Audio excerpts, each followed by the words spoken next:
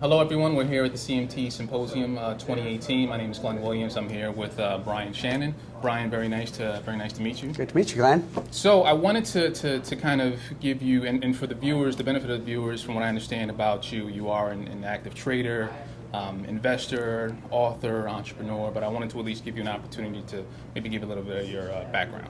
Sure. Well, I run a site called alphatrends.net. Technical analysis is my forte. I am a CMT. And I will be speaking here today at the symposium about the anchored volume weighted average price. So I've got a following on Twitter. It's at AlphaTrends if you're interested in seeing further work of mine. Okay. So as it relates to AlphaTrends, can you give us a little bit of background about what that is, when it started, and what people can gain from going there? Yeah, sure. Actually, it's it turned 12 years old this past week. So it started out as kind of a place for me to put my thoughts each day about the market, and then it turned into a subscription-based model about 5 years after that. And then I wrote a book, Technical Analysis Using Multiple Timeframes. And the principles in that book are based on how I trade and present trade ideas for the swing trader at AlphaTrends. Okay. And speaking to that point, I did read, I mean, I'll call it a white paper, but it's a document that you put together that I did find via your social media account that does speak to the swing trading as it relates to that being the optimal time frame and wanting to get involved in a stock when the short-term trend is coming into alignment with the stronger long-term trend. I was wondering if you could expound upon that a little bit and maybe even tie it into the presentation you have today. Yeah, absolutely. So I am by nature kind of impatient in the market. I've done my day trading, and I've settled in that I think swing trading is the perfect time frame, at least for me, and it's going to be different for anyone.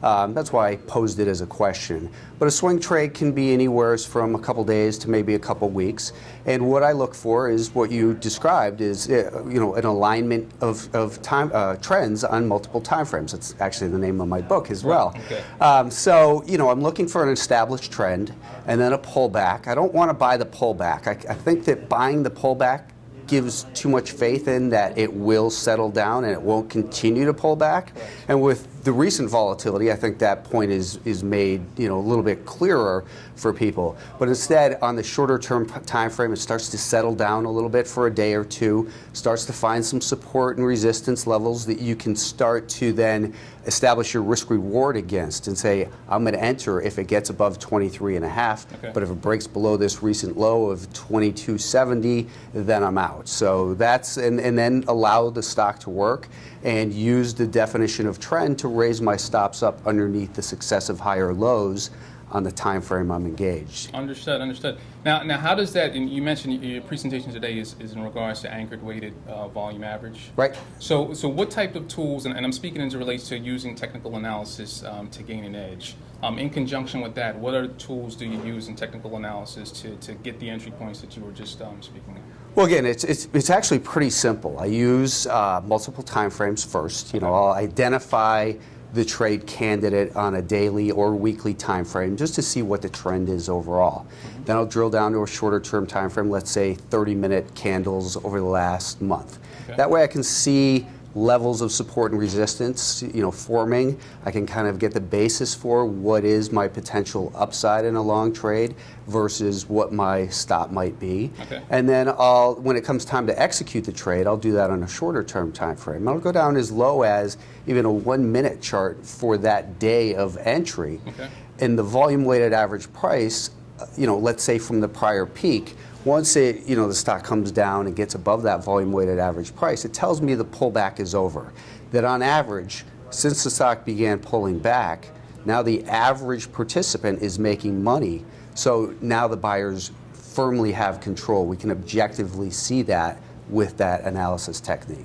Okay, and we are here at the CMT Symposium. You mentioned that you are a CMT. I just wanted to know if you could speak to the viewers a little bit about what the designation has meant to you professionally, how it's impacted you, how you use it in your everyday profession as well. Well, it's really the gold standard in technical analysis. So I got my designation, I think, about 4 or 5 years ago.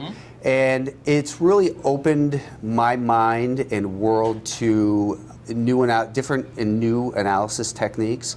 I've made some great friends at these events and just other CMTs. So there's just it's nice to have a like-minded body of people that you can bounce ideas back and forth from, and it's really something that I think a lot of people, if they take technical analysis seriously, that they should get that designation, or really put you, one step ahead of where most, hobbyists are, I think. Understood. Yeah, no, I completely agree with that. I'm actually a newly minted CMT. Congrats. Thank you very much. So in bringing this or getting ready to conclude, I wanted to know if you had any advice for any young analyst out there that is considering attaining the CMT or is looking to technical analysis.